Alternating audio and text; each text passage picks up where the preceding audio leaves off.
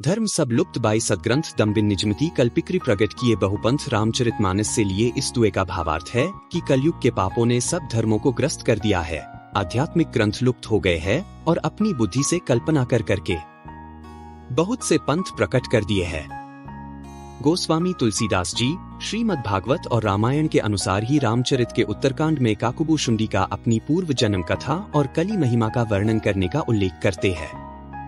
कई 1000 वर्ष पूर्व भी भागवत में सुखदेव जी ने जिस बारीकी से और विस्तार से कलयुग का वर्णन किया है वो हमारी आंखें खोलने के लिए काफी है।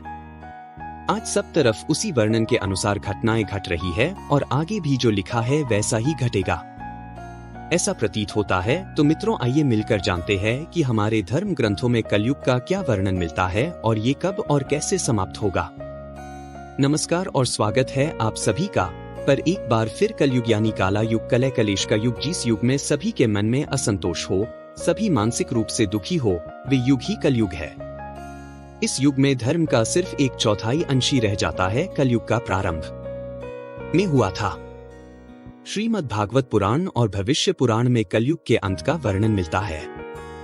कलयुग में भगवान कल्कि का अवतार होगा जो पापियों का सहार कर फिर से सतयुग की स्थापना करेंगे। कब होगा कलयुग का अंत? 3102 ईसा पूर्व 5 ग्रह मंगल, बुध, शुक्र, बृहस्पति और शनि मेष राशि पर 0 डिग्री पर हो गए थे। कलयुग तभी से प्रारंभ हुआ। अभी कलयुग का प्रथम चरण ही चल रहा है। हमारे पुराणों में कलयुग की अवधि और ये समाप्त कैसे होगा इस व्यापक वर्णन किया हुआ है। कलयुग की अवधि 1200 दिव्य वर्ष बताई गई है। मनुष्य का 1 महीना पितरों के 1 दिन रात के बराबर होता है, वही मनुष्यों का 1 वर्ष देवता के 1 दिन रात के बराबर और मनुष्य के 30 वर्ष देवता के सिर्फ 1 महीने के बराबर होते हैं।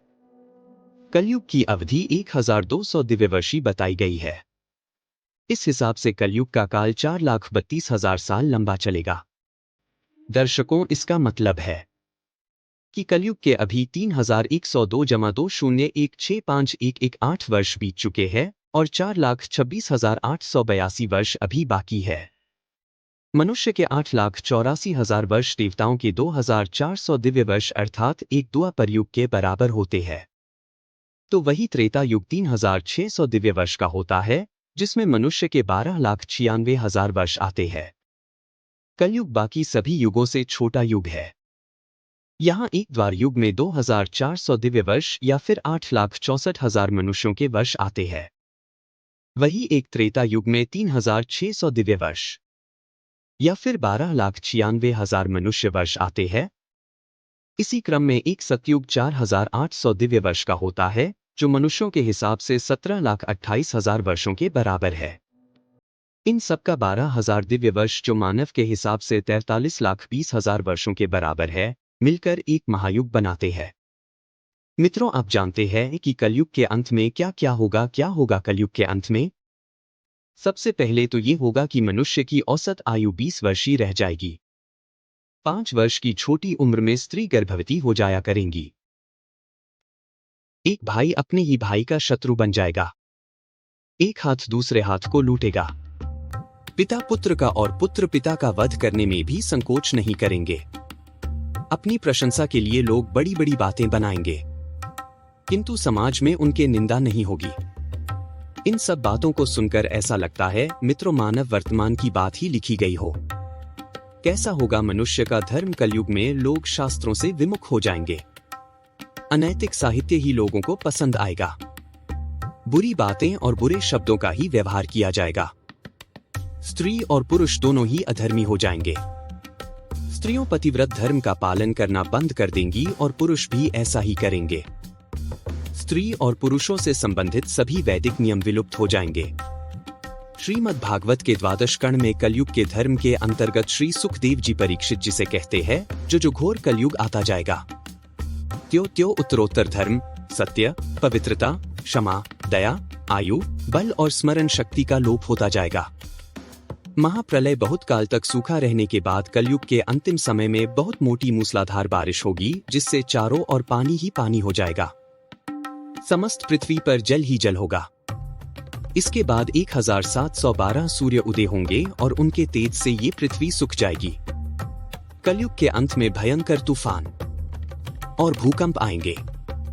लोग मकानों में नहीं रह पाएंगे, लोगों को गड्ढे खोद कर रहना पड़ेगा। धरती की सतह का 3 हाथ हिस्सा अर्थात लगभग 4.5 फुट नीचे तक धरती का उपजाऊ अंश नष्ट हो जाएगा।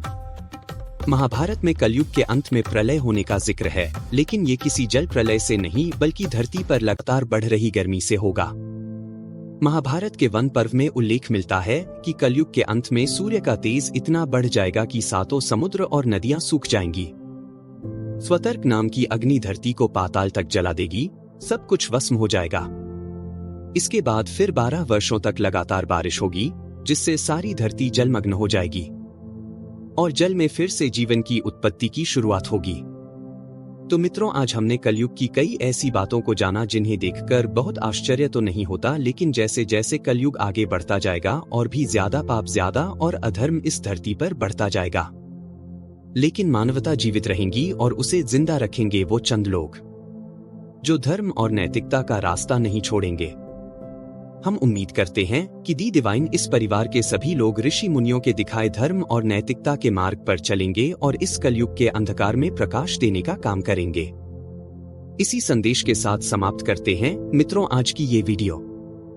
जानकारी अच्छी लगी हो तो लाइक और शेयर करें इस वीडियो को और जुड़े थे परिवार के साथ यूट्यूब और फेसबुक पर। फिलहाल आज के लिए इतना ही। आपका बहुत बहुत शुक्रिया।